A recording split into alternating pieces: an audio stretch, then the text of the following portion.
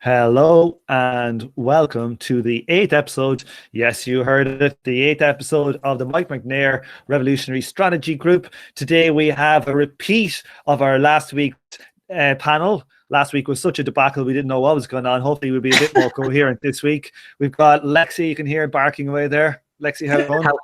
Hello, I'm in the terminal phase of decadence over here. And also we've got Sophie Luxemburger. Sophie, how are you? Hi, I am in the terminal phase of being emo. Being emo. It sounds like the latest new Disney kids film. Okay. Yeah. Voiced by Emo Phillips. Oh my god. Yeah. Emo. There's a blast from the past. They Goddamn ended right. up doing something dodgy. Oh, is that what happened? I haven't paid much attention. Emo Phillips. Let's have a look. Did he not get caught like whacking in this person? You might be thinking of Pee Wee Herman. No. Yeah, I know. Yeah, but I still think no, nothing. It doesn't seem to be anything dodgy. There you go. He did hang around with Weird Al Yankovic, so that's probably bad enough. There it is. Guilty by association. Hey, Weird Al's pretty cool, I guess. Yeah. Yeah, I like Emo Phillips, but I have to hold that against them. Okay. This week we are on Canadian. That's right. What a boot them. Now, this week we have got we're going to start. We're halfway through chapter 4, War and Revolutionary Strategy.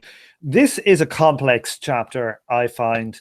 Last week we had some disagreement about what it meant, and I was so tired I couldn't figure out where I read a passage that made me think something, but we'll get to it this week and maybe we'll be a bit more clear for other people.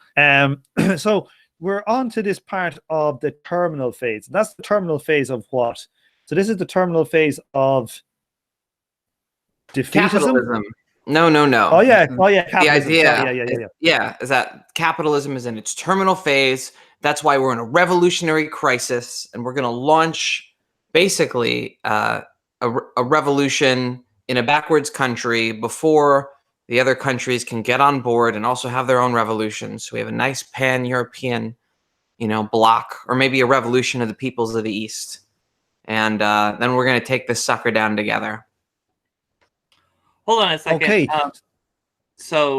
Yeah, I thought we talked about this last time.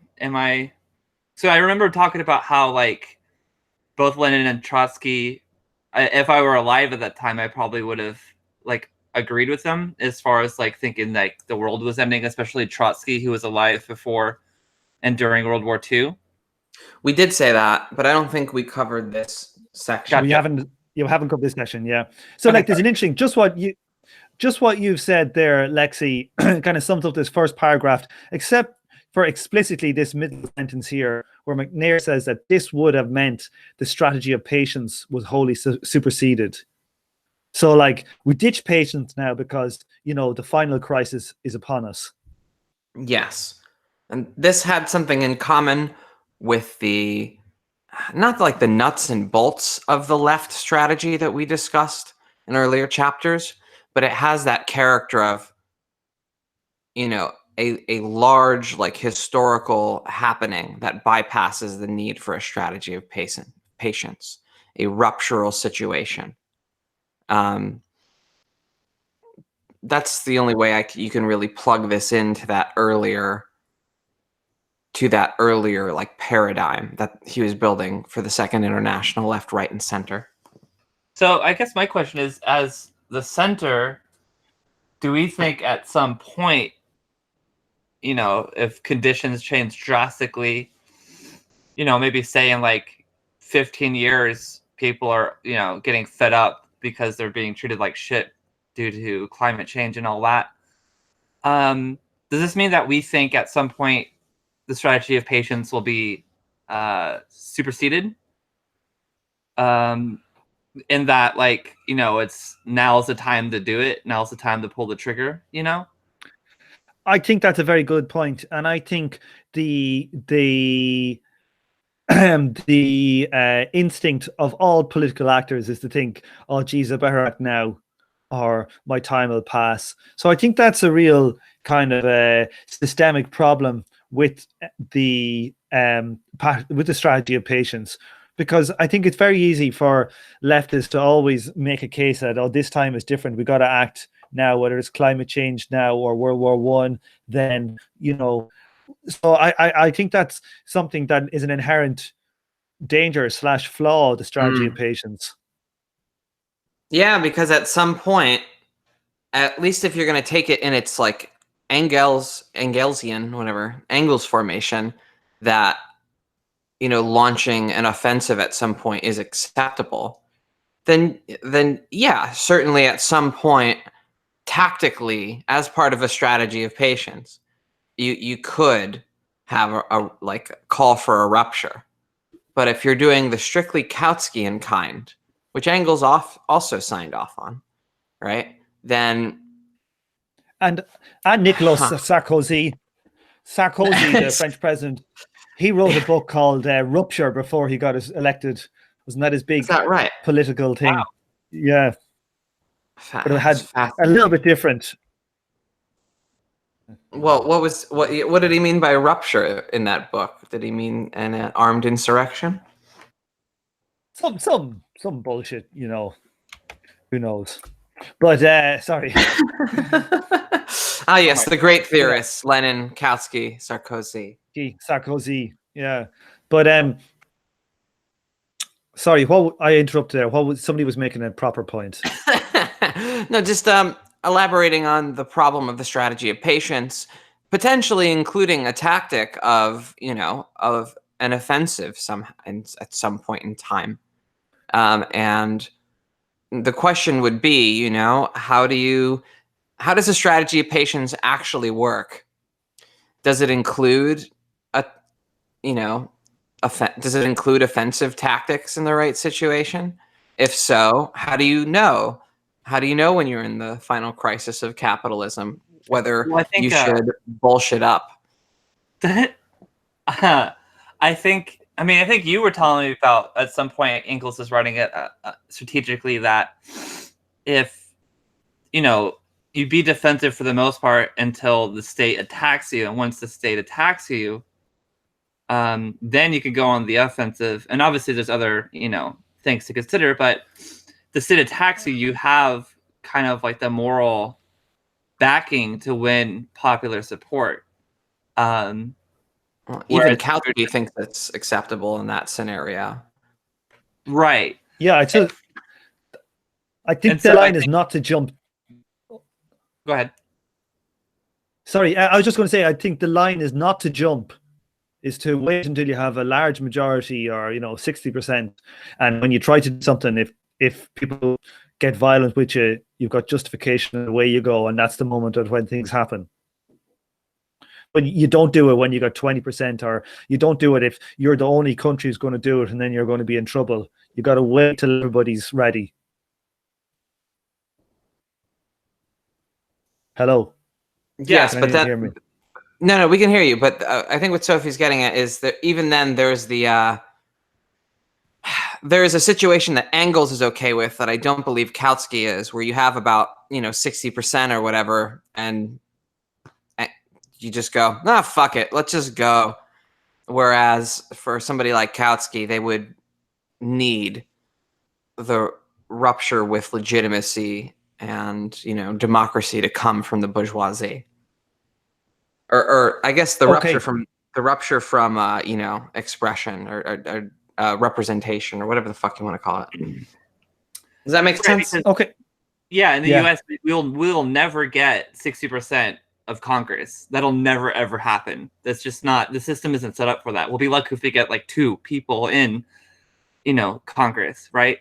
So that doesn't seem like as far as the pure Kautskian, like, you know, wait till you have the Democratic majority, implement the minimum program, then civil war. I don't think that'll ever happen. But I do think we can, and if there's no way to measure this easily without a legitimate democratic mandate. But if you do have popular support for a socialist party, in a way where you could say you have something that looks like a majority at least, then you can go ahead and do the thing. I mean, even then, you can probably still wait until the state has, try to crack down on you and then make your move. But I don't think we'll ever really get that proper democratic majority in this country. But we're going down a rabbit hole because all the scenarios we were discussing involve a majority, democratic expressed majority in the legislature. Fair. Yeah.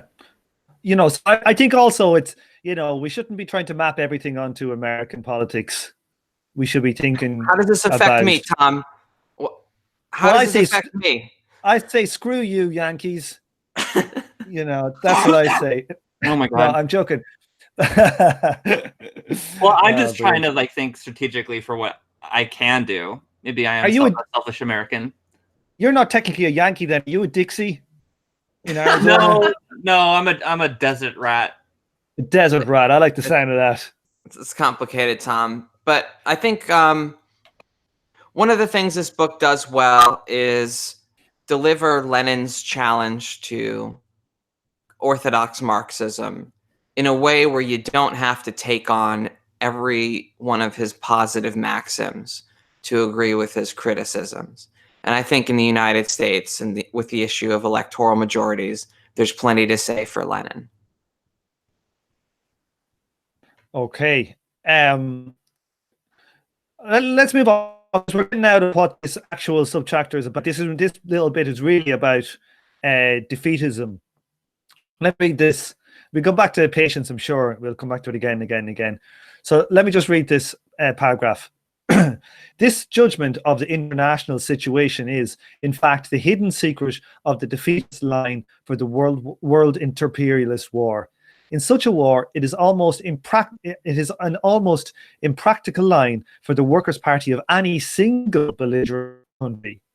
But if the Workers' Party of all the belligerent countries agitate and organize, what happened there? And organize. Wait now, can the people? Oh, sorry, I'm being stupid. Let me just keep going here. But if the workers' parties of all the belligerent countries agitate and organize against war in the ranks of the armed forces, the possibility exists of fraternization between the ranks of the contending armies, leading to the soldiers turning their arms first on their officers and then on the political economic masters. So this is very important because apparently World War I and the Russians were defeatist. What would that mean if none of the other working class parties of the other armies were not being defeatist? It would mean Russia would just get invaded and get stomped on. And so that's not a line for anybody who wants their own countrymen to get, or their own people to get smashed up. So it only works if everybody's doing it. And this is kind of what McNair is really getting to in this chapter, is when is defeatism a reasonable thing? And he's making it's in this type of scenario that you should be defeatist. Well, it's, unless I'm mistaken, it is sort of kind of what happened. I think part of the problem with the German SPD is that they weren't defeatist, and so Russia was kind of forced to stick in the war, if I recall correctly. Well, the February regime refused to end the war, and even a lot of people that you would have expected to go along for the February Revolution opposed just the overthrow of the Tsar, often on the grounds that, oh God, this is going to fuck up the war effort. We're going to get destroyed by the Germans. And you had people like, I think his name is Georgy Plekhanov. Plekhanov is the founder of Russian Marxism, is often called the father of Russian Marxism. You have people like, Petr Kropotkin, who's a fucking anarchist, for Christ's sake, going along with the war to the point where they were annoyed by the February Revolution. This, yeah, this was a going concern.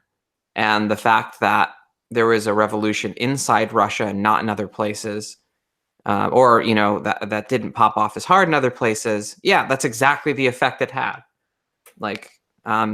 Some people think that Lenin was brought in on a train by, you know, German agents, and they kind of just, and I think that there might be some truth to that. But then they just assign the whole revolution as a foreign plot or something because of the way it, you know, demolished the line, you know, the front line for the Russians. Not that they needed any help getting demolished, but anyway. Well, to clarify too, I just wanted to say, from what I recall, it's been a while since I've read October, but they like paid off, or like they somehow snuck Lenin past Germany, and it was really precarious. I don't remember exactly how they did it, but it wasn't Germany. And I don't think you meant this, but it certainly wasn't Germany like sending Lenin in to like fuck up Russia to support their war effort. I just wanted to say that.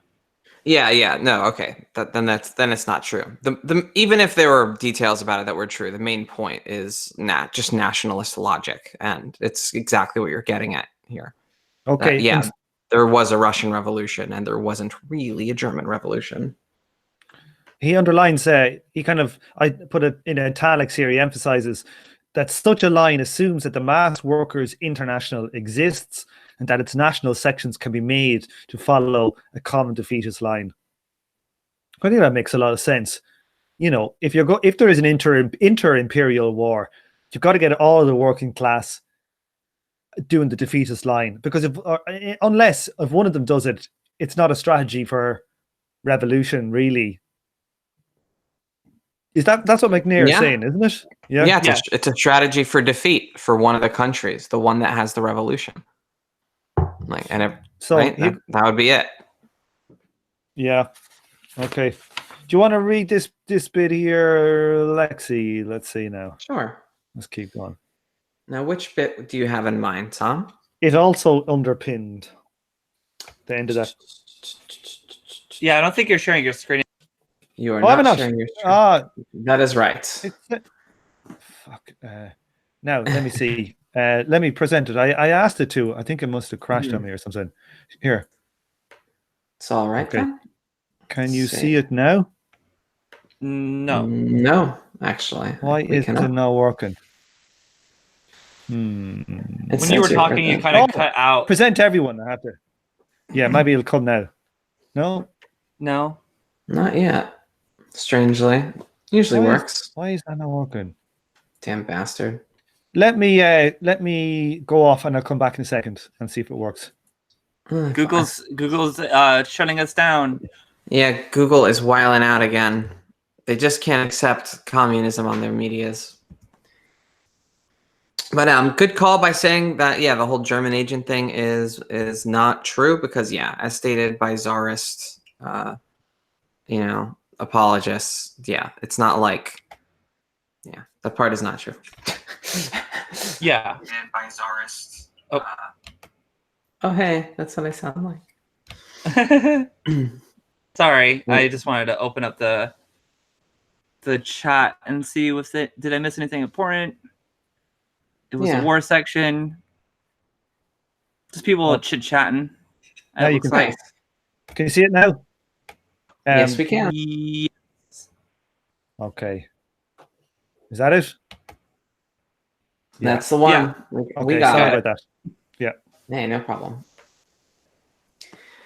It also pinned Lenin's and his Russian co-thinkers' willingness to gamble on the seizure of power by a workers' party in a peasant-majority country. It justified the extremely sharp split line in relation to the right and center tendencies in the international socialist movement. And it supported the explicit conception of a more or less militarized workers' party adopted in 1920 through 21. Okay, so this is getting back to those 23 different 21 conditions that Lenin laid out in the Comintern. All these communist parties should join, and the reason why they were all designed in such a top-down militarized structure was that they thought this final war was coming. Yeah, the Communist Party is a party of civil war, international civil war.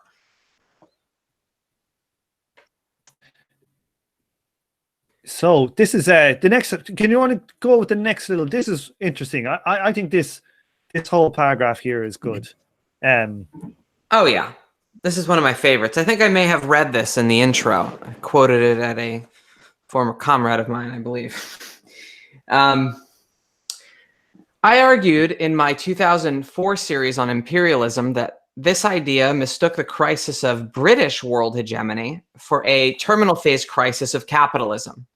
The Comintern was, in fact, already retreating from its full implications by mid-1921.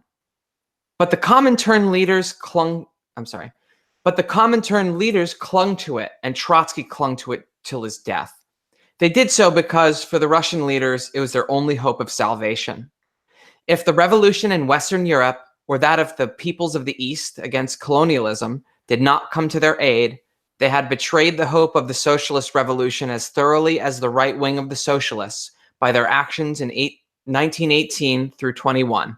Cheka, suppression of political opposition, suspension of Soviet elections, strike-breaking, Kronstadt, and their theorization of one-party rule of the militarized party as a necessary aspect of the dictatorship of the proletariat. That's a burn. Yeah, it's a serious burn. You know, Certainly not an endorsement of the Soviet Union, for sure. No, it's a massive critique of Lenin's strategy. Yeah, it seems like there are a lot of Leninists that have some kind of, we have critiques of this and that about, you know, the Bolsheviks, and critiques of this and that about the 21 conditions. But I really think if you take this on, how can you be a Leninist? You know, like how can you systematically take on Lenin as a role model or something, or as a revolutionary, you know, other than like saying, yeah, I didn't want the whites to win in the Civil War. Right. Well, and that's the whole thing. We were kind of touching on this last time about how, you know, Lenin, excuse me, Leninism is kind of like it's a reactionary, backwards looking take on Marxism, and that like you take, you know, these ideas from Lenin, who, as we admitted last time, he was, you know, a brilliant strategist, and trying to apply them exactly in a modern context, or in a context where it doesn't make any sense. And in reality, they were wrong. Like the falling apart of the British world hegemon, it wasn't the death of capitalism. And the fruits of that are that the Soviet Union doesn't exist, and China is a capitalist nightmare now, you know? So to me, it seems like, you know, you can learn important lessons from Lenin, but you don't have to be a Leninist. And that's where a lot of people make a very easy mistake of taking on too much of Lenin and thinking that just because somebody's critical of them, they don't want to learn from the 20th century. I mean, look, there were definitely like dictatorial and authoritarian and militaristic kind of traditions in socialism before Lenin, and, you know, the socialist parties, even before Marxism. You know, there's a sort of organic kind of outgrowth from revolutionary activity towards this militant party form. But to openly theorize a dictatorship of the proletariat as this like military apparatus over the proletariat, like the damage to Marxism is, it's like incalculable. Like, what, you can't think of a worse, I don't know, like that's a pretty deep butchering of the character of Marxism. And if, to the extent that there is Leninism, that seems to be one of the most important things about it. It's the nature of this question of the class dictatorship. And I know that this wasn't Lenin's intention, but it is certainly what happened. Like, well, and sorry. Sorry, I was just going to say, like, that if you were going to say that Lenin was a great strategist or even a Marxist, surely the thing that would point them towards the system becoming like final crisis would be a rate of profit problem. And I'm just looking up here. This is the UK rate of profit from 1855 to 2009. Now, look at it around 1911. It's up around, 19%, 20%. Not far different than it was in 1871. Like, why would you think that a point it's terminal versus another point? Oh, well, I think that to me is a bad analysis. Just because these inter-imperialist wars happened in Europe every fucking 30 years at the time. There was wars between France and the Prussian-French War in 1871 and blah, blah, blah, blah, blah, blah, blah. Like, this is the danger with like people thinking this is the final crisis. Like, I'm sure people will think now that the climate crisis will be the final crisis or something else. But like, capitalism can rebound, blah, blah, blah, blah, blah. I just think it points towards rebound, but yeah, but Sorry, capitalism doesn't have to have the CO2 that it currently has. You could have a green capitalism. Well, it's possible. It is possible. I suppose. If it is possible, they'll do it. You're arguing against a different part of the climate crisis. You have a different kind of climate skepticism than I'm used to in the United States, because our people are a bit backward on that. What do you mean? Well, there's outright denial in the United States. That's incredibly common. Oh yeah. Sorry, I got a little confused. But I guess like, God, look at that downturn. If you didn't know any better, if you couldn't see the data ahead of you, like, yep, this is it. This is the final crisis. I guess this is why people don't like the downturn around 1911. Yeah, but look at the statistics. That one at the bottom is like 1918. That's the end of the war. So you're talking about it being in 1914, and in the middle of a war, just a bit of a crisis. It's far from. It's the lowest it had ever been. The end. Well, but again, just knowing what we know now, it's far from the end. But I don't think I'm fundamentally disagreeing with you, Tom. It's just like, if that's where you were in the world, if you cover up the rest of the graph and you think, oh God, this is it. The numbers have been going down for 5 years now. It's the lowest it's ever been, But like, look at 1879 or 1891. They're as low as it was in 1914. At 1914, it's about the same. Halfway down that drop. Oh, the spike up here. Yeah, that spike is. That's probably 1911, that spike. And that middle is probably about 1914. 1914 would have been the same as in about 1893, and probably the same as around 1880, not far off about 1871. So if you think about it, it's been bobbling around the same place for about 40 years. And you've had wars between different countries all those times. So it just strikes to me that, like, sometimes, it just strikes to me as in, like, really, you got to be patient with this stuff. Because if they didn't do that bullshit, by 1940, they could have had 60% commies, and then you could have had your fucking revolution. You know what I mean? With hindsight. Okay, I see what you're saying. Like, from that position, the data wasn't determinate enough to be like a scientific input on like a revolutionary scenario. That if you're looking for the terminal crisis of capitalism, nothing about this chart screams terminal crisis of capitalism. Correct. All that happened at that time was there was inter-imperialist wars, which have happened on and off all the way through history. And it doesn't dictate that the system itself is gone on the way down, because it obviously wasn't. Well, I agree with you that it wasn't. There was a sharp dip that was underexplained, and they could only really explain and understand like through time, right? And I guess this is the problem of doing some brand of scientific politics, right? Like, how political decisions often have to happen in like split seconds, and scientific conclusions, takes about this long. It takes about 100 years or something to make sense of that. Like, so I suppose. I think I stand by my kind of initial reaction, and if I were alive at the time and saw like, yes, like the level with at in 1914 was probably roughly the same as you know, a lower point in the late 19th century. But regardless of that, it was dipping pretty quickly. And seeing that in imperialist wars in a way, and yes, the wars have been going on forever, but World War I was quite unique. Like, it was a bloody mess, and you know, factories of death, as McNair put it. You know, like I agree with you ultimately, but we do have the hindsight, and I think that's the important key.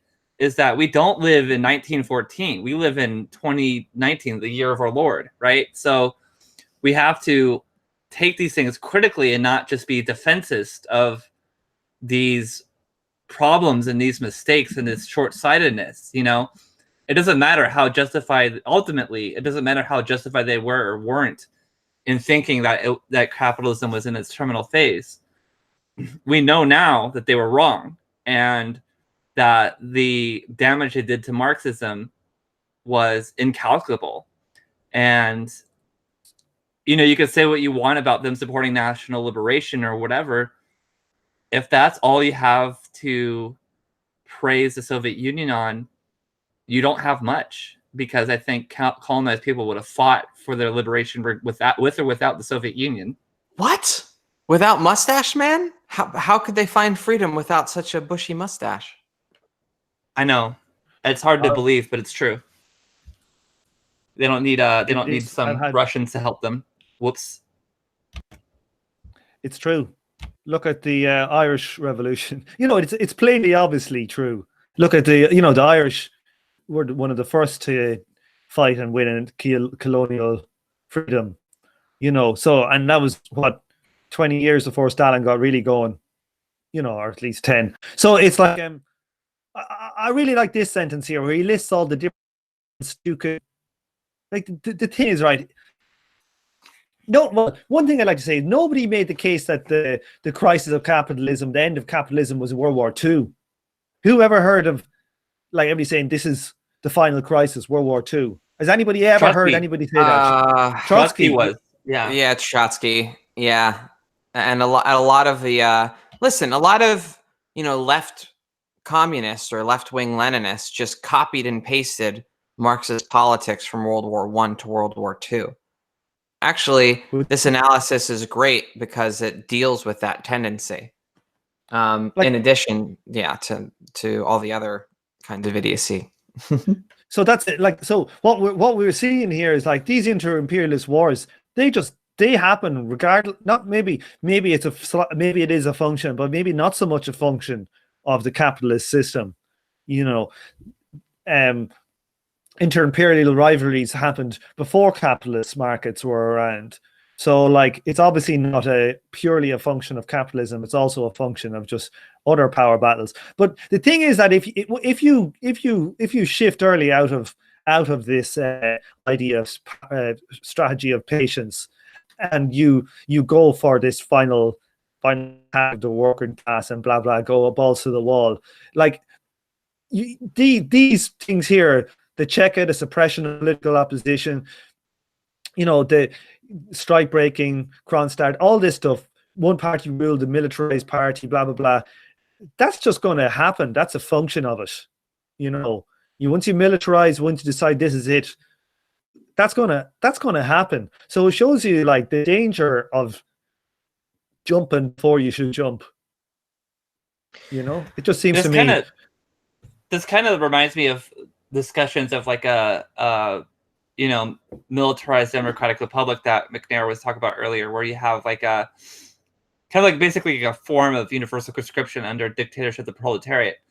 I think if you can't at least do that, if you need some kind of body of armed men over and above the proletariat, then you've already lost, in my opinion. Right. Like, I think that's the key thing, is if, like, people don't feel so, if the working classes that feel so threatened that they're willing to become themselves become the body of armed men who are not standing over and above the proletariat because they are the proletariat. If you don't have a mandate for that, you shouldn't do it. It's as simple as that. Because if you do try to form a revolution before then, you're either going to end up in the left wing having some kind of utopian statelessness that just gets crushed, or you have the right, the Stalinist problem of anti-democracy and fucking Cheka running around pulling young women off the streets and shit. You know what I mean? Like, maybe not that exactly. You either die a hero or you live long enough to be a villain, right? Like yeah, isn't that where this comes from? This is like, that's the shortcut. Like this kind of long-term, this kind of like short-term thinking and a bias against building up some kind of, proletarian democratic institution is what forces roles for elites. Like, and there is a role for an enlightened minority in this utopian situation, because that shit's not going to work. And so you're going to have to fall back on what exactly?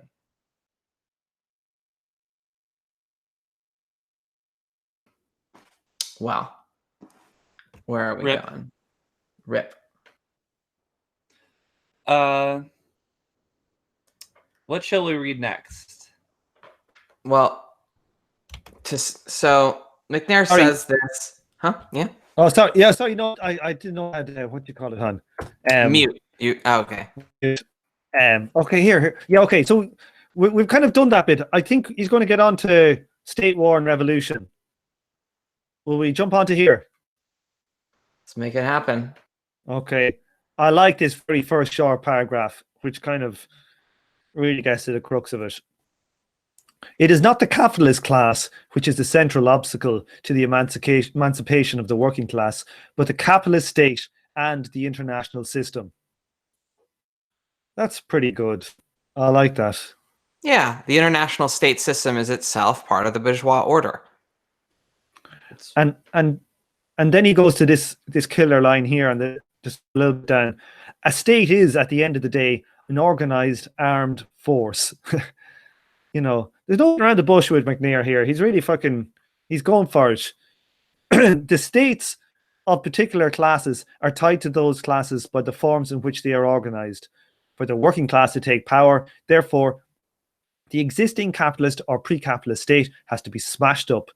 And at the end of the day, this means that the coherence of the existing armed forces has to be destroyed. Yes. See, this is where the contemporary Marxist, the one that is steeped in esteemed critical theory, like the works of Louis Althusser, will snuff. Ha! You think the state is but a body of armed men? Certainly, it is much bigger than that. It is anything that produces ideology.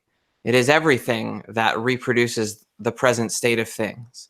And then I've even heard this taken as far, it's bastardized, of course. This is the straw man, that the state is you, the state is me. Who could possibly oppose it? And people have used Marxist state theory to draw out, virtually everything into being the state. But what I love about classical Marxism, what I love even about Lenin in this case, and the analytical Marxist tradition that McNair, kind of this, heterodox version that he represents, is how clear they are in what the state is. It is a body of armed men. Yeah, I think in its most basic form, that's what gives it its power. It's nearly Maoist. It's close to Mao, isn't it? Well, depending on how literally you take, the state is only a body of armed men, everything else isn't even part of the government, depending on how literally you take that, then yeah, we could get to Maoist territory. But the fundamental structure of the state, you might say within the state, the base itself, the thing underneath all the legal fripperies and property, like law, the thing, like the power relationships underneath the superstructure. Yeah, it's the base of the state. It's interesting, Lexi, you put me into the Revolutions cast, but what's the guy's name? Mike Duncan. Mike Duncan, where I'm listening to his his volume 8 at the moment, which is the Paris Commune one, which is really damn interesting. and he made like some kind of pitty quote or pitty comment in one of the episodes, I don't know where, and he was saying like, in rock paper scissors of revolutions, army, a war, an armed, an army always trumps the constitution. Right. And Yes. and that's what he's trying to get at here. It's not like the constitution has its powers. It's basically the base is the army. Whoever has control of the army, they get to determine what the state is or is not. Yeah. And later on in his series on the Mexican Revolution, he describes a constitution process as one of the most radical political documents in the history of Western civilization. He says about the 1917 Mexican Constitution that would only be outdone by the Weimar and Bolshevik constitutions. And he notes, that a few of those very radical clauses would simply kind of be avoided, or like not really obeyed to the letter of the law. That's one of my favorite examples for the difference between law and the power relations under law. Everybody really that's dealt with a police officer in person knows the difference. Isn't it the UN Charter on Human Rights? Isn't there a whole section on economic rights that's just ignored? And it's just like no one implements it. You never ever hear anybody talk about it. Yeah, arguably the UN isn't even, doesn't even really have the character of a state, because these things are so spurious. Oh yeah. No, it's not a state, but I was just talking about the where it doesn't really matter if it's written down. It depends on the power behind the implementation and force. Well, one wonders in the United States, if we did get a second Bill of Rights in the 40s, an economic Bill of Rights, would the situation look similar? Okay, do you want to try the next paragraph there, Lexi? Sure. Lenin's judgment, expressed in defeatism, was that the war, because it was unjust and predatory, and because it showed imperialist capitalism coming up against its historical limits, offered the Workers' Party both the need and the possibility to destroy the coherence of the existing armed forces through anti-war agitation, and thereby to take power. Oh yeah, and the next one, maybe. Sorry. Yes.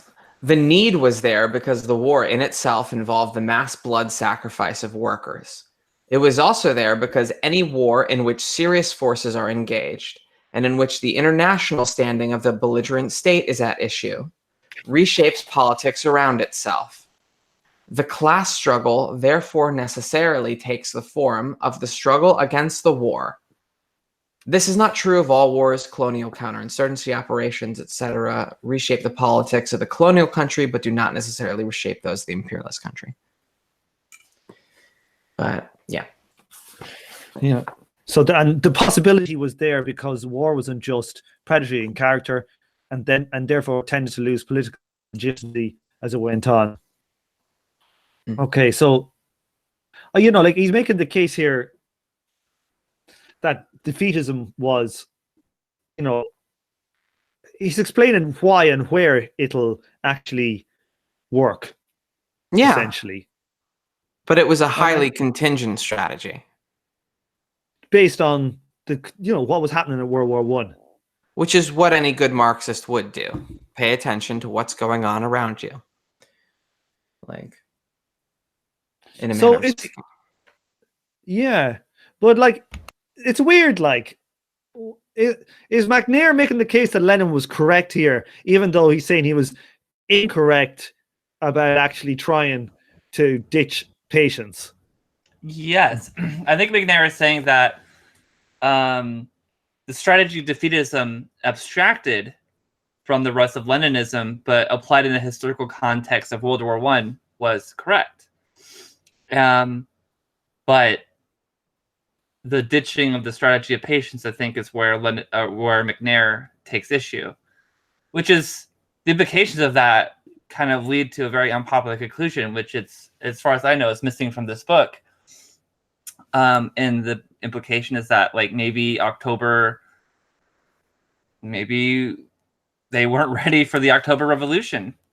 And that is, I'm loath to even say it myself, but if ditching of the strategy of patience was the wrong idea, it doesn't mean you don't ever have a socialist revolution in Russia, but it does mean in October of 1917, maybe it was a bad idea. Yeah, that is a. Sorry, he's saying then that in a war like World War One, where things were lined up correctly for the working class, defeatism is a good strategy. But specifically in this one, it's not really a good strategy because things weren't ready. So it's kind of a moot point. Well, the gamble, to be a little bit more charitable and clear, I guess, the gamble was that the rest of the European powers were also going to be like that. The strategy of defeatism was gambling that the socialist parties in the other belligerent countries would also be engaging in the strategy of defeatism and would therefore also eventually have their armed forces turn on their officers and turn on their political economic masters. And if that happened, we'd be having a very different conversation now. And in fact, that, abandoning the strategy of patience and defeatism would both be vindicated if that is what happened, but it isn't. So maybe, maybe it's a bit strong to say that October was a mistake, but I think, I don't know, it's hard. McNair's walking a really fine line here because it seems to me, looking back on it, it seems obvious that Germany wasn't going to play ball, or at least, the people who split the Spartacist League didn't have the popular mandate and were in fact being maybe too offensive. And so, maybe Lenin, maybe all of it was wrong. I think. So I think like I just want to say I think like abstractly in the context of World War I, yes, defeatism made sense, but concretely how it all played out, nobody, as far as I know, nobody else was really doing as much as Russia was to support this defeatist policy and to agitate in our armed forces. I could be wrong about that, but from what I could see, didn't seem like the SPD was really pulling their weight. Now, Tom, when you interviewed McNair on another episode of this show, he seemed to indicate some optimism about what fraternization could have occurred or what sort of acts of subversion could have picked up in the German military should the Bolsheviks had not gone with the Treaty of Brest-Litovsk. And he brought it up in the context of the anti-democratic machinations the Bolsheviks pulled at that time, which made me think he is sort of sympathetic maybe to a relatively unpopular line that they should have obeyed the democratic mandate and continued the war and conducted it as a sort of, red jihad, to like spread the revolution right then. Yeah, he mentioned this they should have Red Army to the German border. Yeah, like in the historical context, this was almost unthinkable. But as a matter of, Marxist logic, it is pretty much the only way that the October Revolution was really defensible. Like, well, I think in that context specifically of defeatism, right? Like that actually probably would have been the best thing to do, and that is an unpopular opinion even to this day. But if you like, I don't know, I'm just kind of like think of like a hypothetical scenario. You get the Red Army to the German border, and you have the soldiers kind of put up like a white flag and walk up to the other soldiers, be like, hey, maybe communism, you know, like maybe we can, maybe you can go and kill your officers, you know, like. But this I is don't during, think trench warfare. I don't think they're going to be allowed to walk. I mean, over I'm being kind of silly, trash. but you get what I'm saying, you know. I do know what you're saying, but this makes a lot more sense. That possibility makes a lot more sense before the kind of mechanized warfare of World War One. But Fair. yeah, I think there was an occasion at some point in World War One, and it was mythologized as Christmas Day. Tom, you were telling us about. Paul McCartney, Pipes of Peace, everybody. Paul McCartney, Pipes of Peace. That's the one. Yeah, or that's the Pipes of Peace scenario, basically. That would be the strategy being hoped for, and it's made very difficult by, from what I understand, it was the soldiers in particular who pushed outside of the capital and inside of the capital for the for the October Revolution and for the February Revolution. And that in the case of October, half the reason they overthrew the provisional government for Soviet power was because there was no way that they were going to end the war. So it is a tremendously difficult scenario. But So go on. no, it's just basically some of the the vanguard of the October Revolution, their will to end the war would have to essentially be suspended while maintaining something like a democratic army and pushing forward a truly dangerous gamble to, instead of taking a humiliating treaty of defeat just so that you can get your own house in order, literally extending people that already want to go home and have already overthrown two governments to try to end the war, to go as hard as possible at a goal that seems it's like messianic. There's something incredibly manic and desperate about it, which I think there are crazier things that happen in history. I'm not saying that this is all totally stupid, but I have to drive home how desperate the likely situation of victory is. And that's not to condemn, but this is the only possibility really for the October Revolution to turn out. Well, it seems like if they're being so desperate already, and gambling so much, perhaps the best thing to do would have been to put all your cards on the table and just fucking go for it. You know what I mean? Look, if you only had one shot, one opportunity, would you take it or would you let it slip? Have you not seen that film 300? So I thought 8 Mile, but yes, 300 will work too. Either that one or is it War of the Worlds with Tom Cruise? You know that boo, and he's getting sucked up into the alien, and then he gets a grenade, and he lets it go, and yeah, brilliant. Who would have thought? Well, obviously they were going for Bukharin's military strategy. Oof. So let's see if we got this straight, because I'm still trying to pin down exactly what McNair is trying to say in here. He is saying that defeatism is a good strategy in given circumstances. I don't know if he's saying it is correct in 1917, whatever, the First World War, because the socialists in the British army and in the German army and in the French army wouldn't have actually been strong enough to actually implement it as a strategy.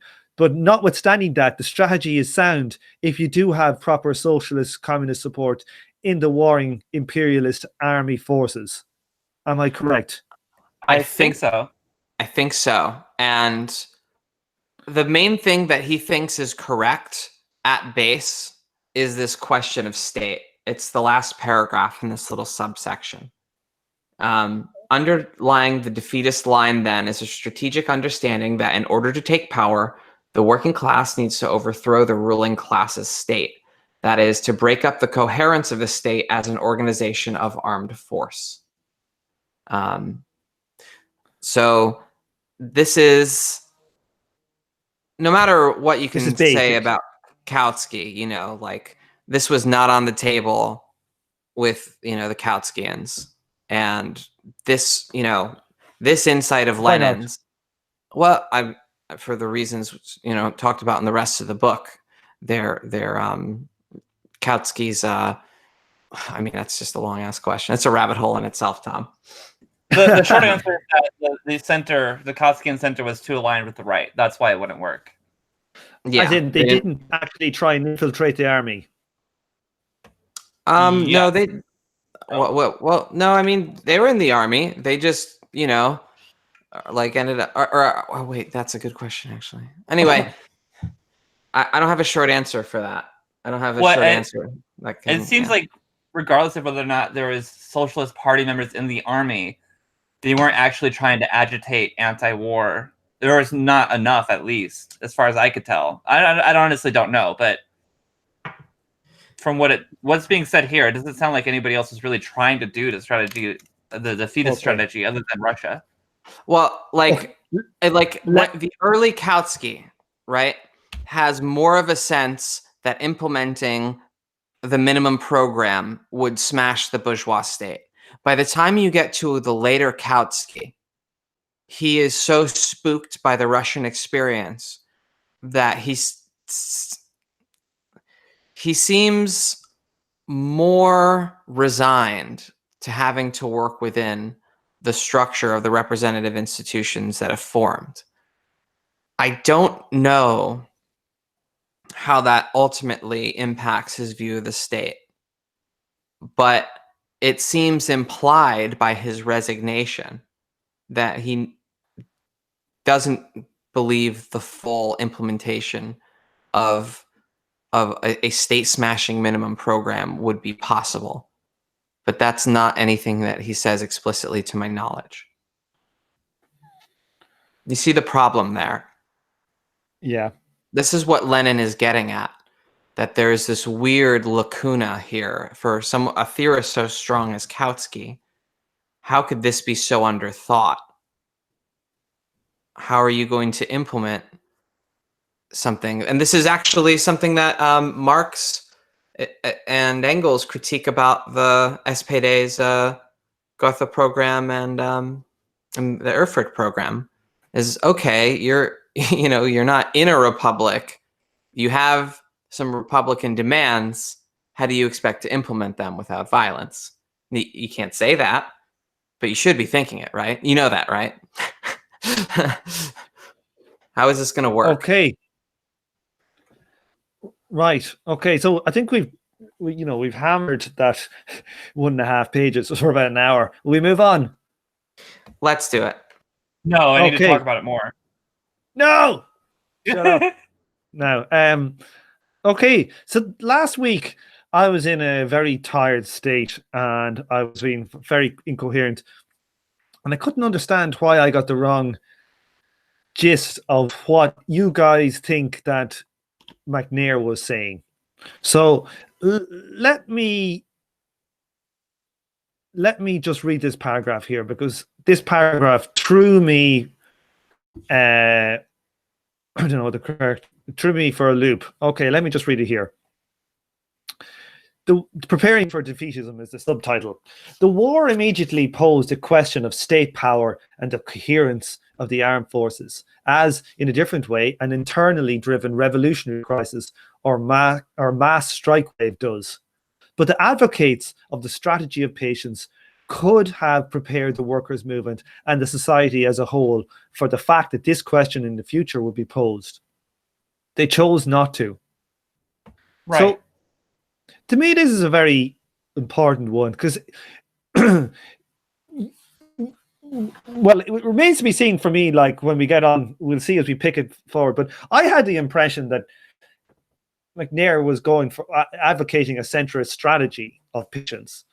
And in this point here, he says, because the SPD was essentially following a centrist strategy, not a right wing or not a left com one, but a centrist strategy of patience, that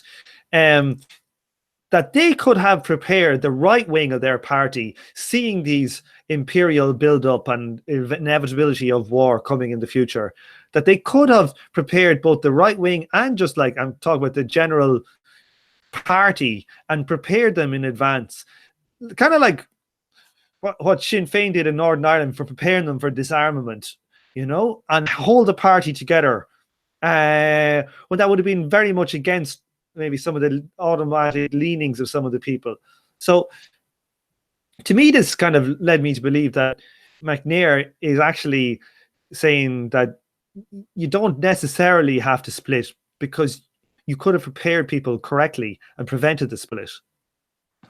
But when he's saying, yeah.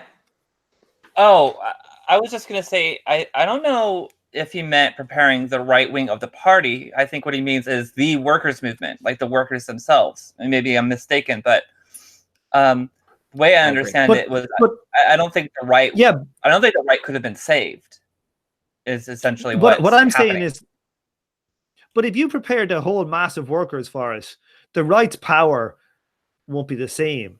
If the dominant narrative in the workers' movement is, fuck you, we're not fighting an imperial war, the right won't be able to force it on the party. So this was anticipated by some Second International theorists, and they were essentially ignored. One of the most important ones ended up being Julius Martov, who, as early as I think 1910, realized what a problem that this was going to be in the future. And his faction is known as the Internationalist Mensheviks. He was trying to draw out that there, at some point coming soon, there would be an inter-imperial conflict, and the socialist movement's going to shit the bed over it because we're too entwined with Imperium. We're too entwined with the state. Martov ends up being the opposition leader. It's some of the only Mensheviks that accept the October Revolution. I have tremendous respect for Martov. He essentially predicts both of the big beef ups in the Second and Third Internationals, and and for his thanks, he is buried in history. But anyway, the point being that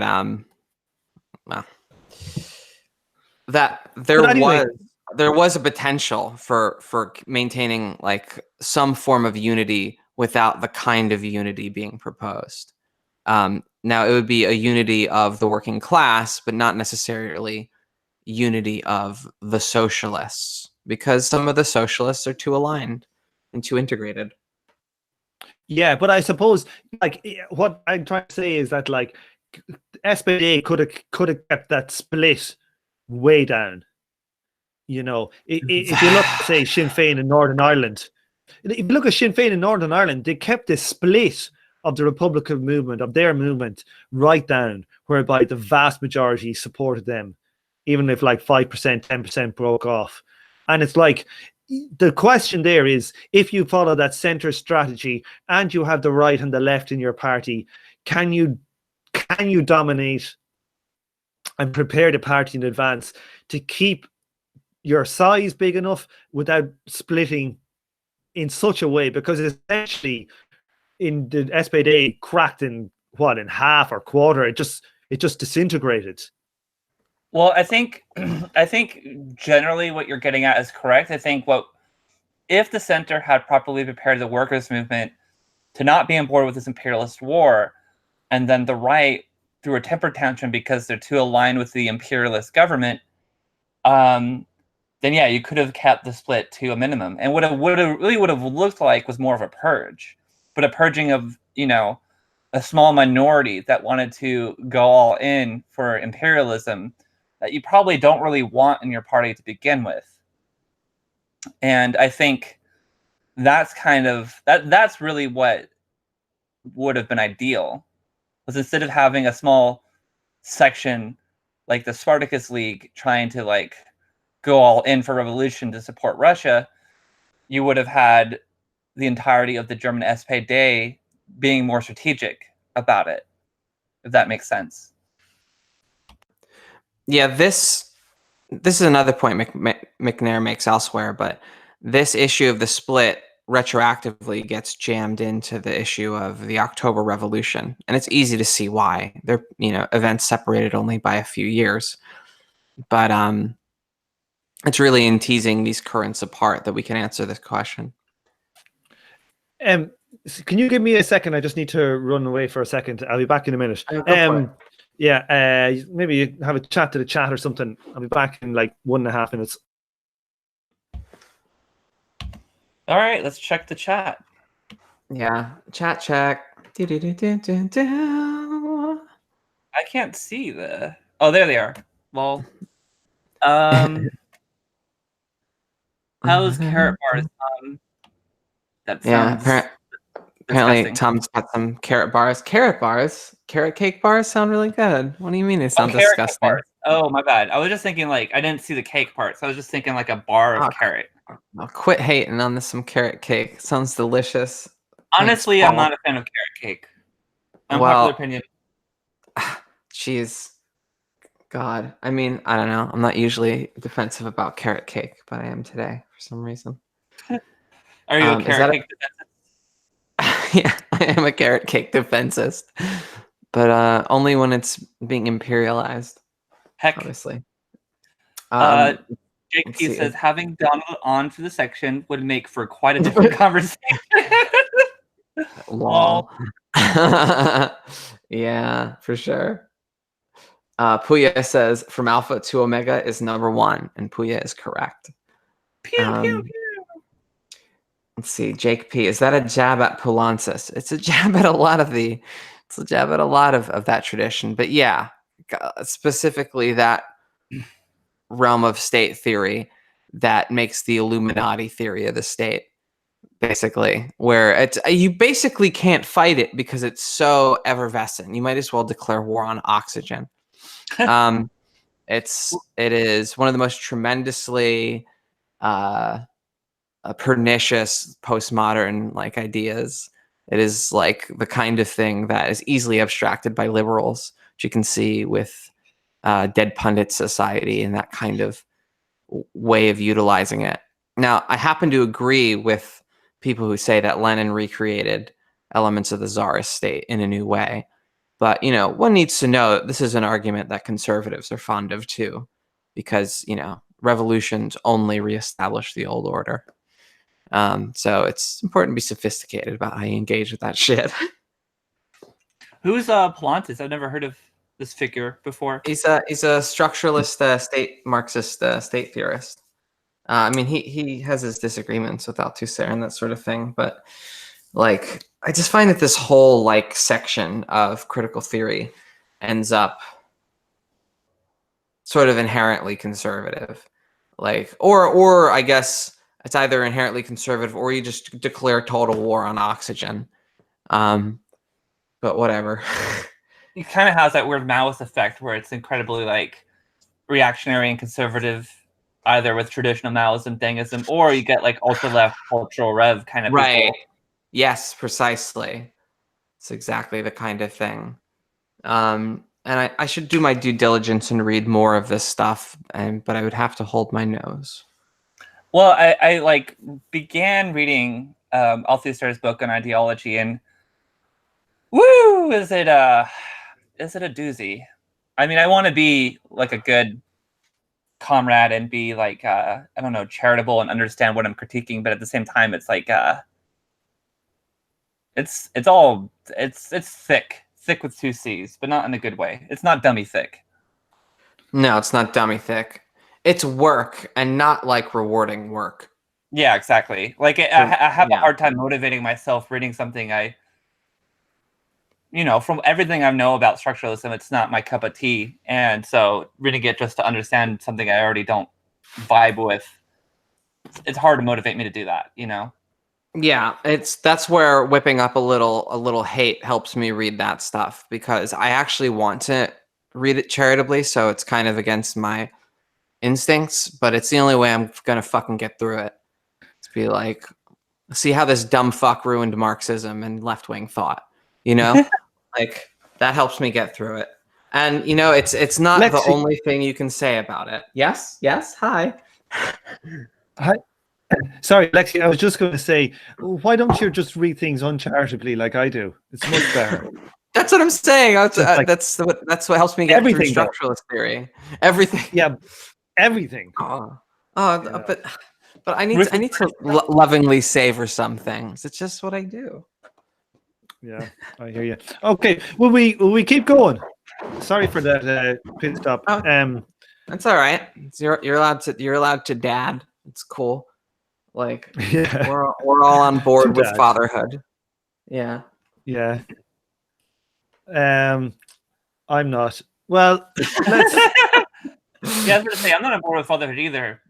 No. All children should be raised in vats and by cyborgs. That's all I'm saying. Okay, Yeah. now that you put The it that Borg. way, I guess we're all not on board with fatherhood. Abolish fatherhood. Anyway. Yeah, I want the Borg. That's what I want. Oh And I want God. some assimilation. I want to assimilate some motherfuckers. Boo. No space colorism on my profile, please. Down with that sort of thing. Have you ever heard of the Irish comedy show called Father Ted, the sitcom? No. It's very good, but there's one part in it where like there's some like gay, it's set in the 90s now, and there was some like gay film out, and the priests were like the priests were outside the cinema, you know, having a demonstration against it, and they were holding up placards, and like one of them was down with that sort of thing. It's kind of gone down in Irish kind of comic history of like down with that sort of thing. It's just it's such a good kind of phrase. Anyway, it's wonderful. Yes. Let's look on like the rest of this bit of a chapter here. He kind of starts talking about how, as commies, and you know, we should be kind of taking our ideas about arming ourselves from the Republican kind of revolutions of Europe and stuff at the Paris Commune, and he you know, a lot of leftists, myself included, and communists, even like commies, have like a lot of kind of queasiness. Certainly about one of the comments I had on the show from last week, where like somebody was kind of asking, could we talk more about this? But it's interesting. He brings it up even here, like at the end. He kind of makes a jibe at the current left. Let me read this last paragraph. He said, these ideas are neither an innovation from Marxist principles nor a Republican shibboleth.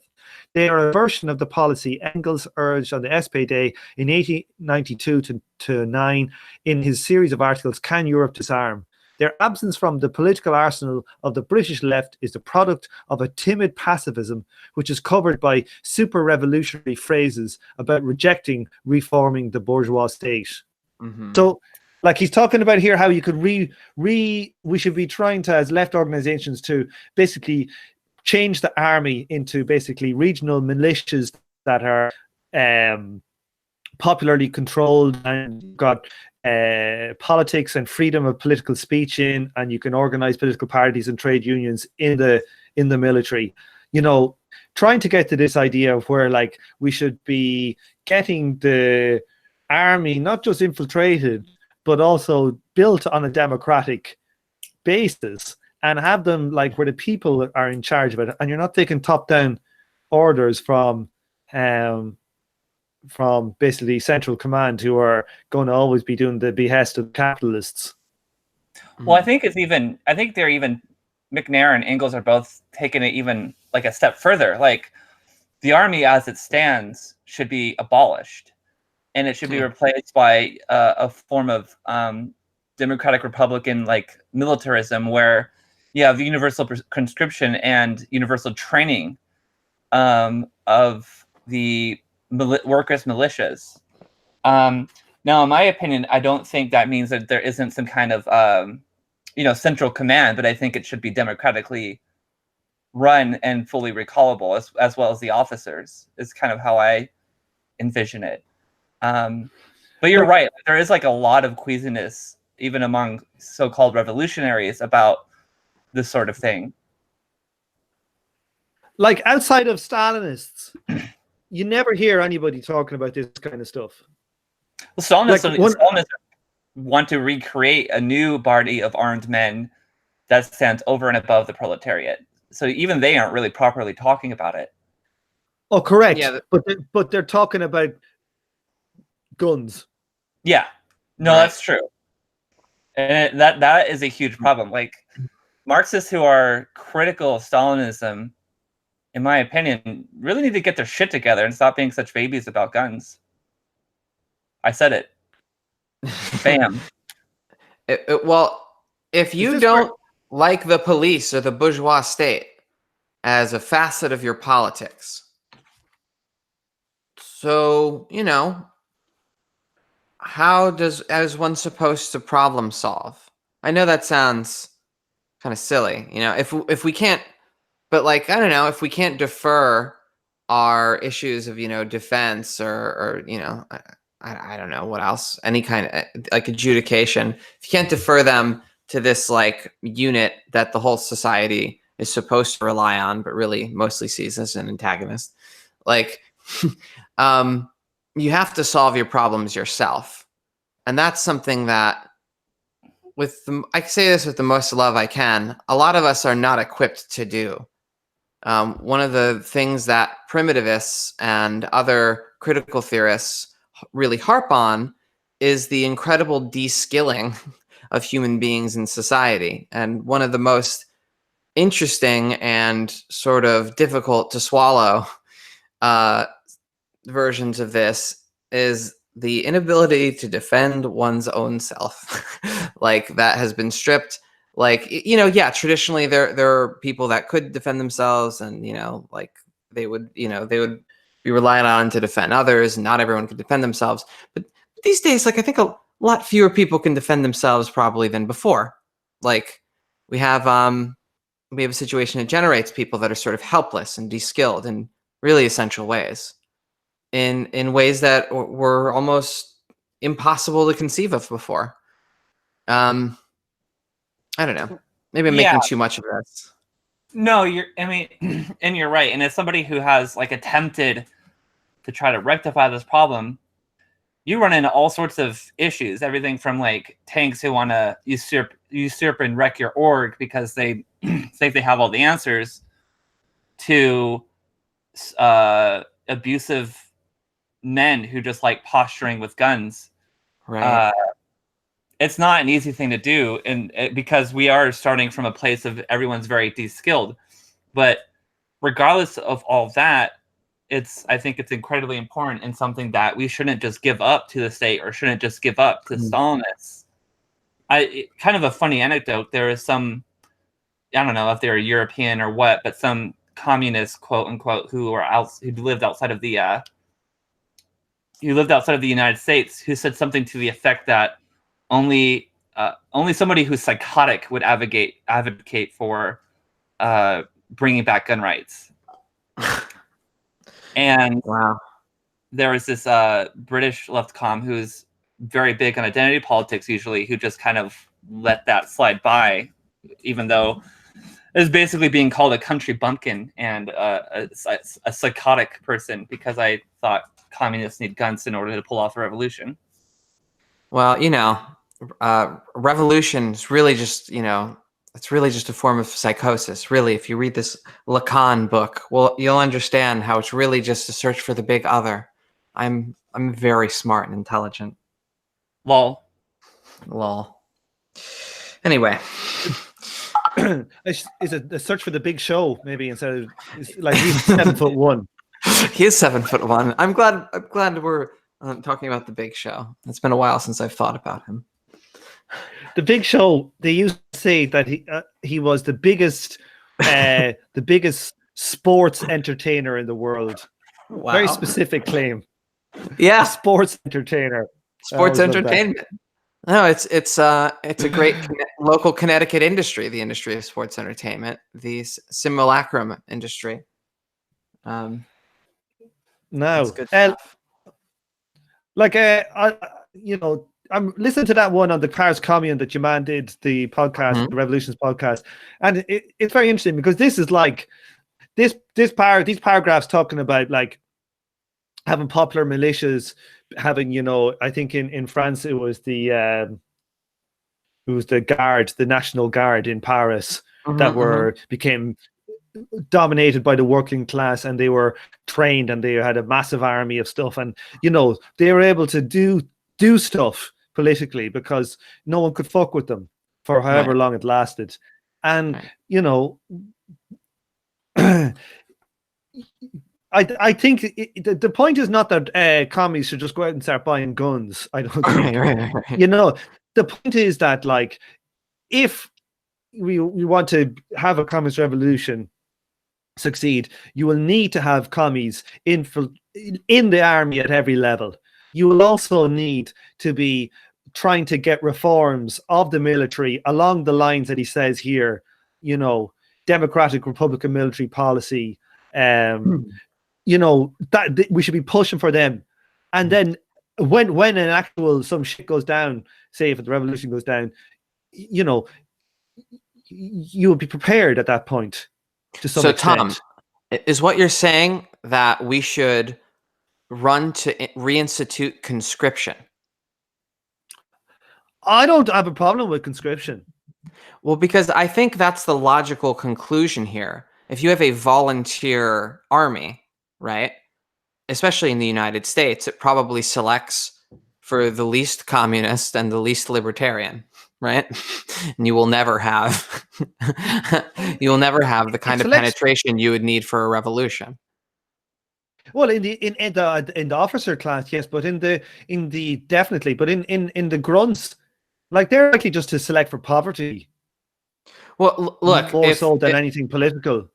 If you're like, there's a Spartan element to some, Americans, the kind of rugged individualism, a sort of live free or dieism, where even though a lot of them like act like that and then, suck off the armed part of the state at any chance they get, some of them actually make good on hating the fuck out of, the state authority structure and would rather be poor than sign up for the military. And there's actually there's a sizable amount of people like that. And people that go into the military, I'm not saying that they're in the best part of our society, but it's like a certain, it's a certain slice of the economy. It's not the very most desperate. There's like a weird cocktail of dynamics that end up selecting for this, but it certainly doesn't create the most revolutionary armed forces. Oh no, granted. But I don't think it's just that, like, all of just like right-wing people. Like, no more than the British Army is full of right-wing British people. It probably has as a majority, it probably selects slightly more than not. So like maybe it's 70-30 versus 50-50 of the population. You know what I mean? But it's not like 90-10. There's a pretty deep contradiction. How do we mobilize against the bourgeois state while wanting to reintroduce conscription? Like, the people feel like they're apart from, in my case, the American state, even if they have to deal with it all the time.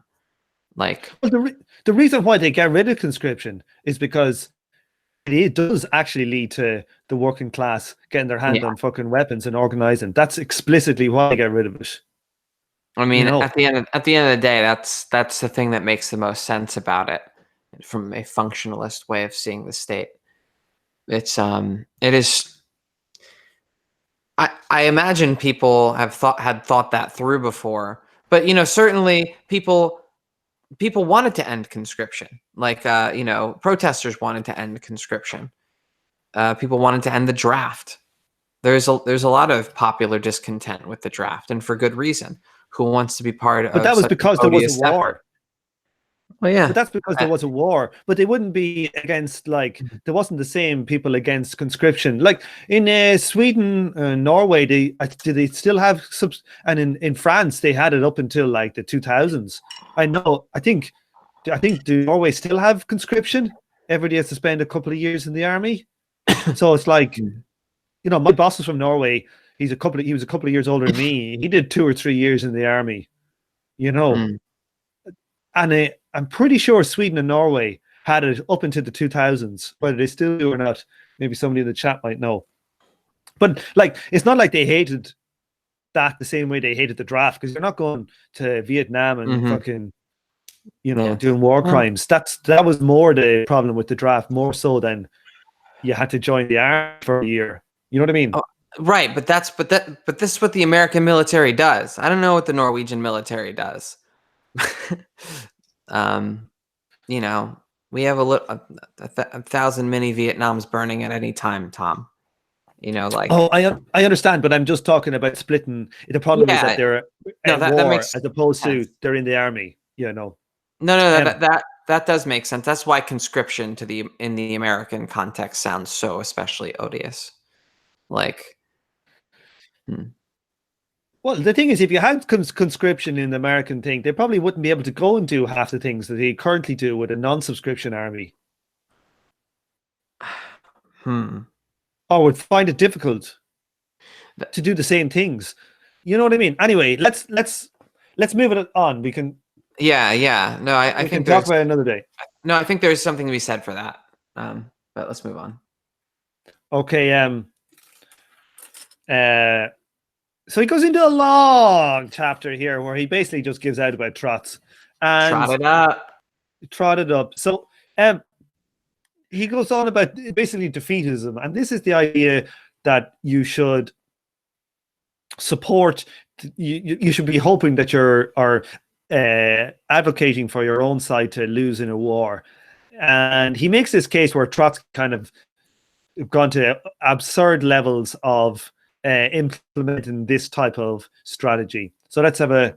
I don't think we should go through too much. I've highlighted a few interesting lines because it goes go on for about 3 or 4 pages, and there's an incredibly good paragraph at the end of it that I like. So stop me if I'm jumping over too much of this, because maybe I am. So the intro is like, the Trotskyists have made of defeatism something different, not a practical strategic choice with the working classes struggle for power, but a purity test. Okay, let's go on and have a look at some of the purity tests, because he goes into some examples here. The false character of Trotsky's 37 line for China is a particularly clear instance. The Kuomintang regime was a government in form which in practice presided over warlordism. It was not an effective, coherent state. In this context, in order to defeat the Japanese invasion, what was needed was to create a state alternative to the KMT pseudo-state, the party followed by the Marxists, who fought on 2 fronts, both against the Japanese and the Kuomintang, and as a result, in 1948, were able to take power. To participate actively and in the front lines of the war, as Trotsky argued, would not open the road to the masses, but merely identify the communists, in this case, the Trotskyists, with the failing KMT regime. So a funny little anecdote about this real quick was that Lexi and I were playing a game called Hearts of War. Hearts of Iron 4, I believe. Hearts of Iron 4, sorry. And this came up, actually, and we were both, well, Lexi in particular was like looking up facts about like the Chinese Revolution and like the Chinese Communist Party involvement in the war against Japan. And as it turns out, this like a lot of the criticisms that I hear against like the early like Maoist Communist Party was that like they went in with the KMT to fight Japan, but as it turns out, they didn't do what Trotsky was advocating for at all, and what they did instead was wage guerrilla war against the Japanese army, independent from the KMT. And essentially, what they had with the KMT was like a temporary ceasefire that lasted throughout World War II. So I think I don't know, that was just fascinating to me, and that was like a mistake I made in criticizing the Chinese Communist Party. Was just saying that, oh, you went in with this like nationalist group or whatever, you know. Well, it's important to say, and this is the reason that they didn't go along with both Stalin and Trotsky's advice here, which was to buddy up with the nationalists, is because they had already done it before and experienced a white terror for their troubles. And so that's why the Chinese communists were not gonna buddy up with the nationalists so quick. They did have this united front, but it was not the kind of, well, I mean, I don't even I don't know if it's a united front. It's like they did have this common cause, but the communists really, in that case, are a paragon of how to fight on the same side without merging your forces. What's interesting too is that you get these kind of similar debates in like a microcosm when you're doing like when I was in Redneck Revolt doing like counter recruitment and stuff like that. There was in my local chapter there was kind of like a temporary, like not ceasefire obviously, but temporary like agreement not to fuck with each other with this like right-wing militia. And locally we were criticized for it endlessly because I don't know, we weren't pure enough or whatever. Even so far as having this white woman telling a woman of color who was in our chapter that she doesn't represent women of color and that this white woman does because she has XYZ marginalization. Weird. Yeah. But anyway, that's a kind of a little bit of a tangent. But I think what that shows is that this is, in a microcosm kind of way, it's still almost a life issue, if that makes sense, or just something to consider. Well, yeah. How do you oppose like border, reactionaries that are aligned with, a wing of the Republican Party or something, but not get sucked into the Democratic Party, right? Like even something that simple is marked with this sort of character. Well, and also like how can you try to get these like right-wing border militias or whatever, or just these right-wing militias in general to stop being fucking assholes without trying to trigger armed confrontation? Because obviously that's a fucking terrible idea. Well, one of the ways that liberals do that is by merging with the state and merging with a progressive legitimate movement, right? And so if you're going to avoid that, then yeah, it really does bring that question up. Right. But there's better ways of handling it. Anyway, tangent. Anyway, but yeah, moving on. So he goes on to a big long spiel here about like he's kind of trying to get to this claim as in like, should we have defended the USSR? And yes, he's right. Trotsky. He's saying Trotsky said yes because even though it was a messed up kind of, worker state, it was better than capitalism. So we should defend it. And he's trying to pick apart like, should people have defended the Soviet Union when it invaded Finland and these places before World War II broke out and for Russia? And this is a great paragraph.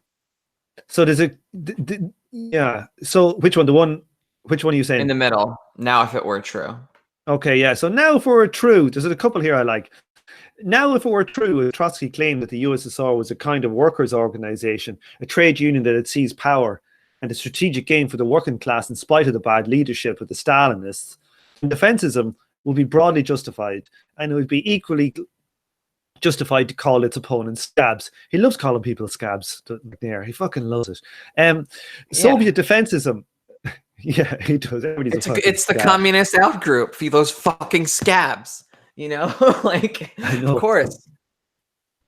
It's like I'm back in the fucking miners' strike. I remember when I was like a kid, and I used to be like, the news would come on like in the mid '80s, and it'd be the miners' strike, and there'd be like some miners getting their ass fucking kicked by some cops, with truncheons and horses kicking them in the head, and like Christ. That was what you would hear all the time was like scabs being shouted. But anyway, here. Soviet defensism would also be clearly a task of the working class in every country, whether imperialist or colonial, and whether at war with the USSR or not. So he then goes on to say, even so, would not be completely justified. And he brings up an example here you guys probably don't know about, but I do. It's like, for example, I do not think that any Trotskyist group supported the 1974 Ulster Workers' Council general strike against the Sunningdale Agreement. So the Sunningdale Agreement in Northern Ireland was a kind of like a version of what ended up being the Good Friday Agreement 25 years later, but it just came too early for the unionist people to be able to kind of accept equality of Catholics and stuff like this. So all of the working class loyalists, the Protestant community went on a general strike in the country against it, and it basically collapsed it. Now, in that scenario, they were working class people who brought it was a general goddamn strike. But as a leftist, you shouldn't be supporting that strike. You know what I mean? But so that must have been disorienting.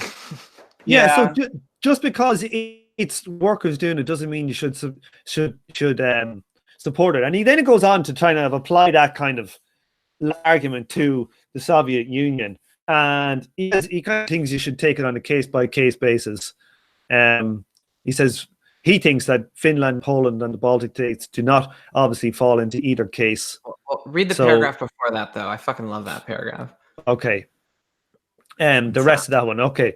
Nor on a smaller scale have Marxist socialists ever given support to strikes which demand the exclusion of ethnic or religious minorities from the workplace, which has occasionally happened. In the case of capitalist attacks on the USSR, like the intervention in 1918 to 21, or like 1941, Soviet defensism would be plainly justified. Where the Stalinist regime used military force against a workers' revolutionary movement, as in NKVD operations in Spain, Soviet defensism would be obviously wrong. So yeah, I like that. Yeah. And then he goes on to say the Soviet invasions of Finland, Poland, and the Baltic states in alliance with the Nazi regime would probably not qualify.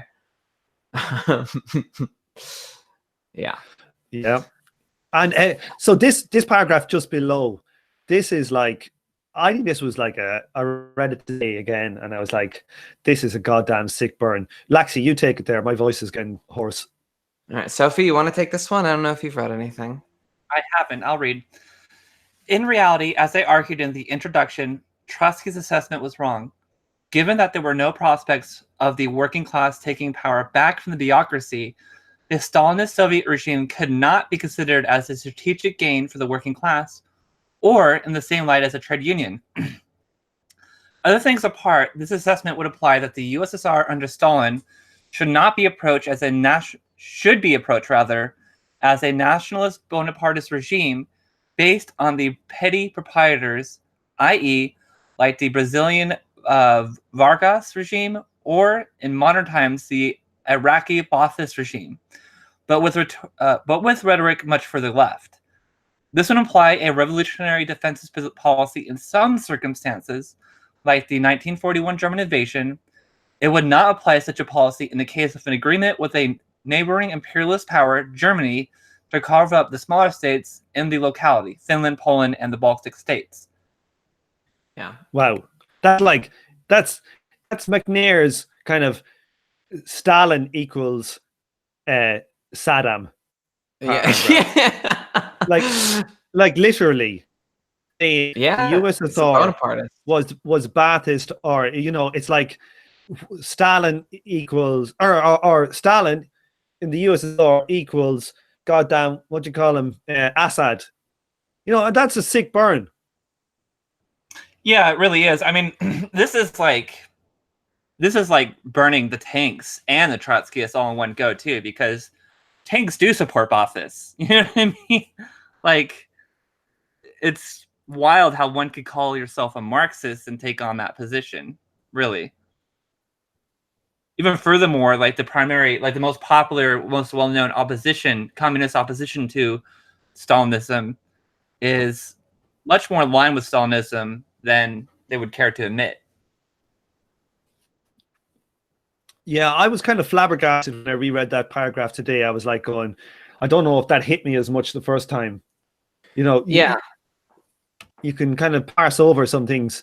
Sometimes, you're reading a book and you kind of, you wander through a paragraph and don't take it in. But like, that is a terrible indictment of the USSR. Like, McNair is like, this is slash and burn agriculture. You know what I mean? Mm-hmm. Yeah. He's burning things down in this book. What the hell do people in his sect make of these type of paragraphs? How do they not kick him out?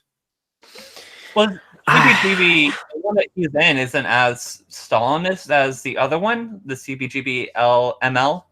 If I don't know know more about this than I do, but like, Yeah, that's kind no, of it's true. what I've But he's taken from burning- it is that. Go ahead. No, sorry, I was going to say, but he's burning trots as well. They're all kind of come out of the trot. They're all coming from that. All of the far left in England is essentially trot groups. That's what it. Well, except when they're from Stalinist groups, and from what I understand, the current CPGB came from a dissident newspaper within the original Communist Party of Great Britain. So, and the newspaper was named the Leninist. From if I understand this correctly, so that would imply that they're actually coming from a sort of heterodox Stalinist strand. But I hesitate to call them Stalinist because in the way that McNair uses the term official communist party, official communism, a sort of like post 56, post de-Stalinization kind of communist partyism, like a Khrushchevism, if you will. Like that's that seems to be like the weird sort of center that some like Leninist aligned people can sort of worm themselves into the old Leninist tradition somehow using this, and it makes sense if you consider the heritage, but it's very strange. This is McNair doesn't fit into any of my like preconceived understandings of the background of the CPGB, PCC, this quote Provisional Central Committee quote. They don't really fit into my preconceived understandings of leftist groups. They're very weird.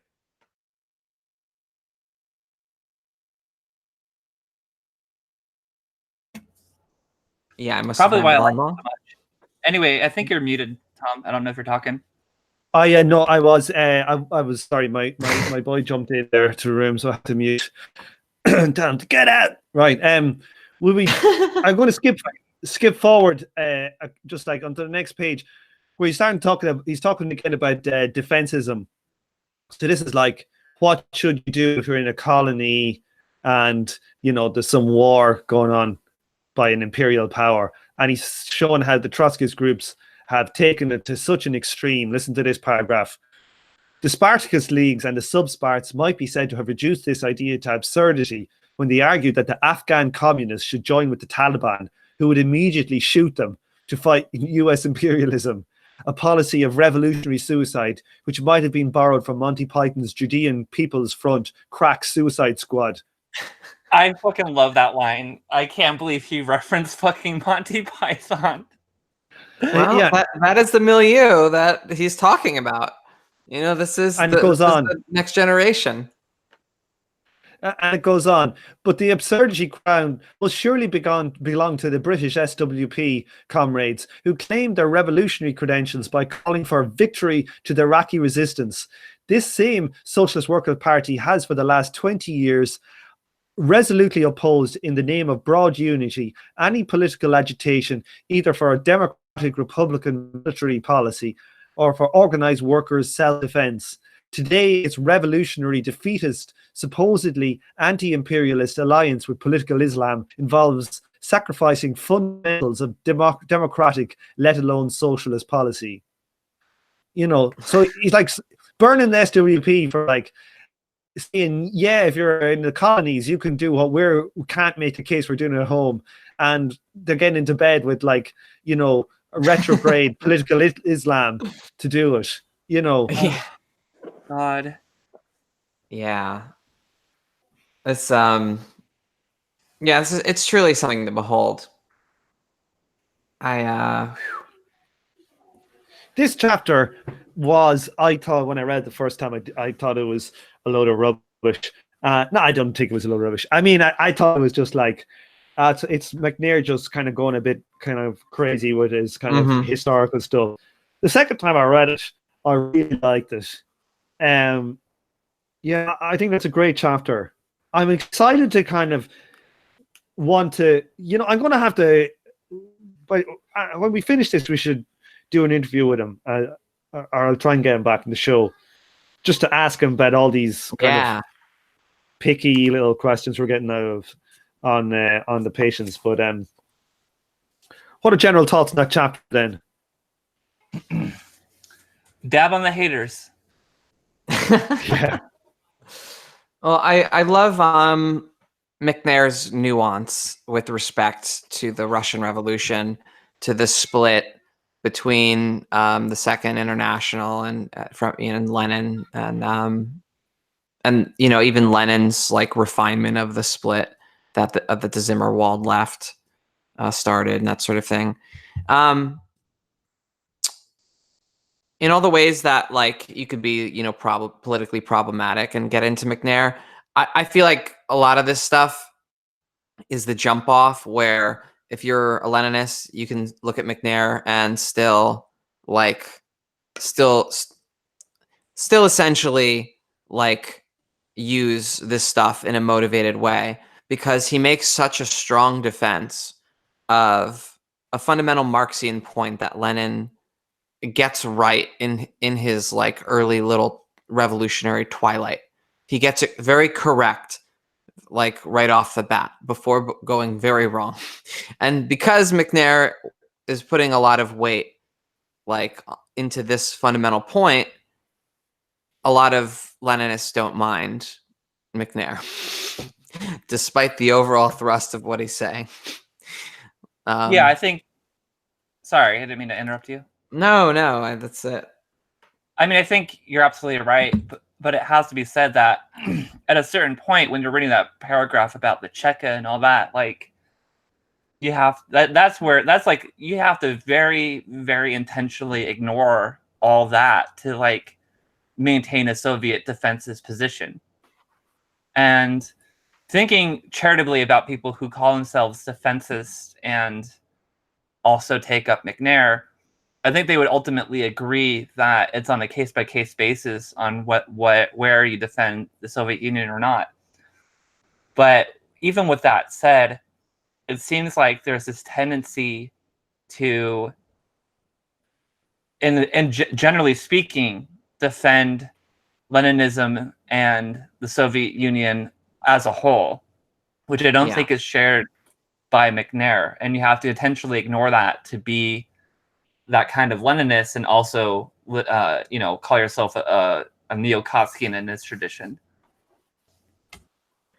Yeah, it's either that I'm truly reading something into McNair that should be there, that a conclusion that he should have come to that he did not, which I just have too much respect for him to think this, or that yes, these people have simply distorted, as they do with great texts, what is being said here, or they can appropriate enough of it and then just blot it out logically, blot out his historical claims, blot out his equivalency of the betrayals of the Bolsheviks to the right, in social democracy. That's very damning.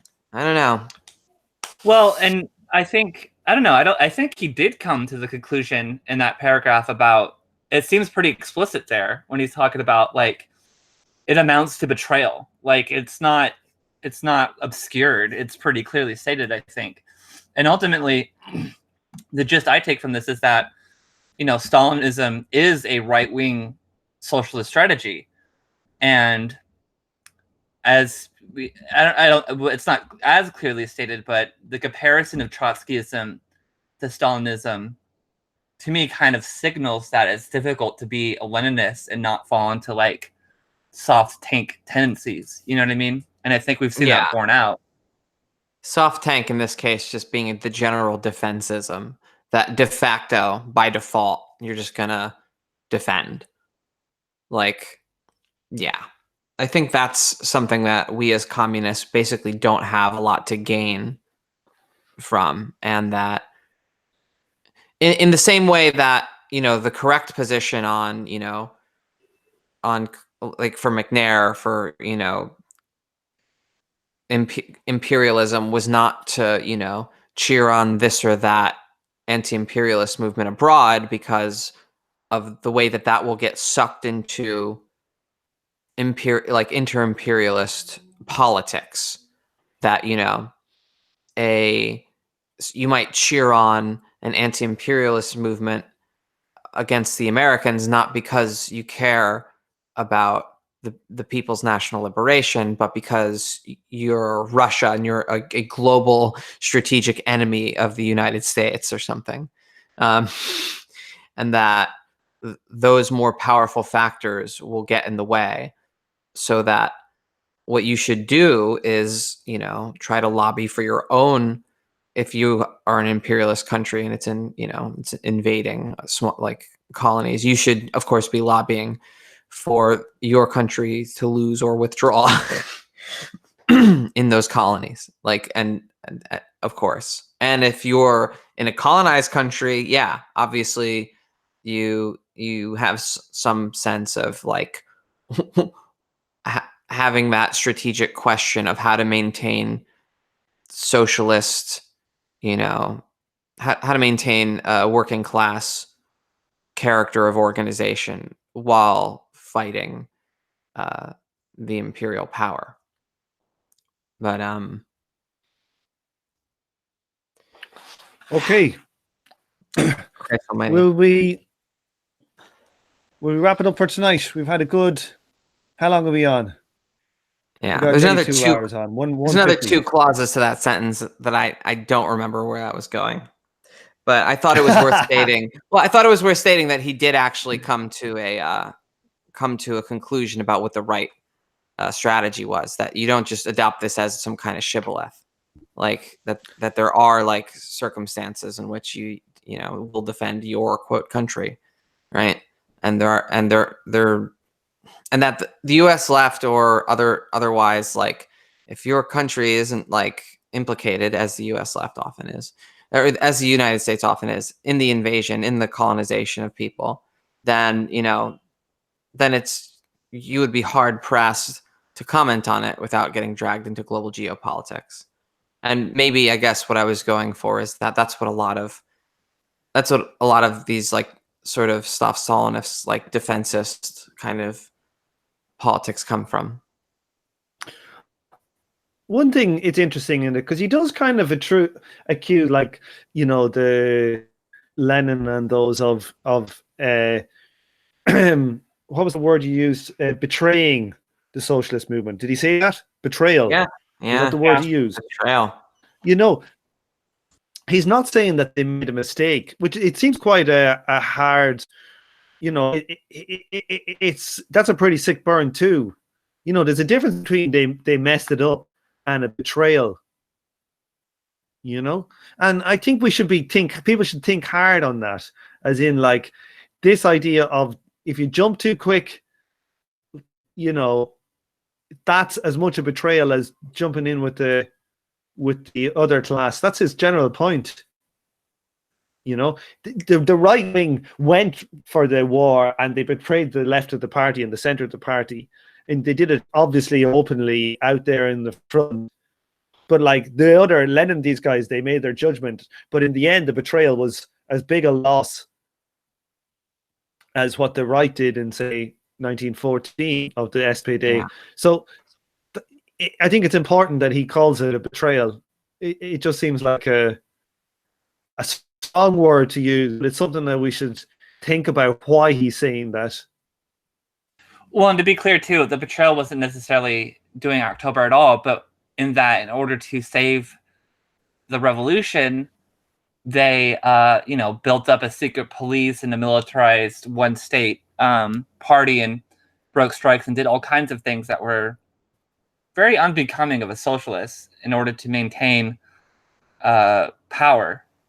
And the gamble was that eventually somebody would come to aid them, and it didn't pan out, obviously. Yeah, they destroyed the revolution to save it.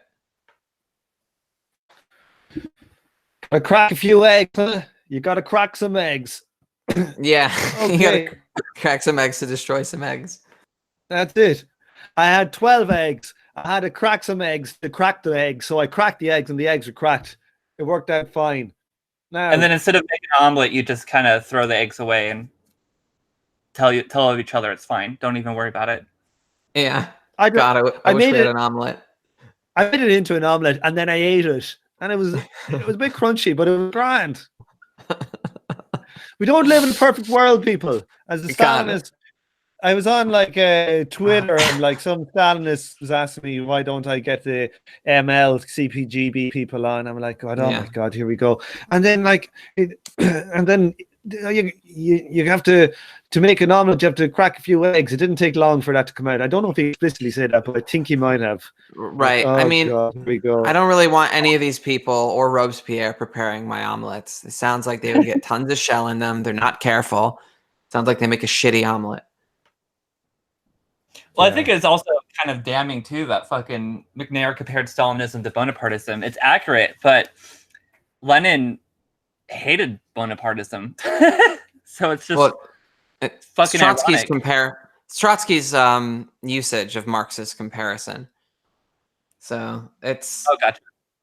To the extent that is, it should be sort of like drawn out a bit more what quote Bonapartism quote is. It's sort of it's an underdeveloped concept, and I think a lot of state theorists just believe that that's what the state does. They're like a big Bonaparte all the time. They have their own sort of emergent collective interest, and it's worth investigating. Okay, well, we say hello to the chat before we go. Let's have a look and see who we got. Yeah, got Paul Hansel, Jake P, Puya. Welcome back, Puya. Yeah. Benjamin Hanshu, some robot dog, Naya Face, F8, I'd say F8. Who else do we have? Jake P, Yara Handala, and we have our special LD SK. I thought we were going to come up with a long mnemonic for it. I have to do one sometime. Oldest Laserdisc. Laserdisc. Yeah, Laserdisc. Yeah. Okay. There we go. Laserdisc, freehand slip. Laserdisc freehand slip. Okay. Who else is there? I think, is that it? I think that might be it.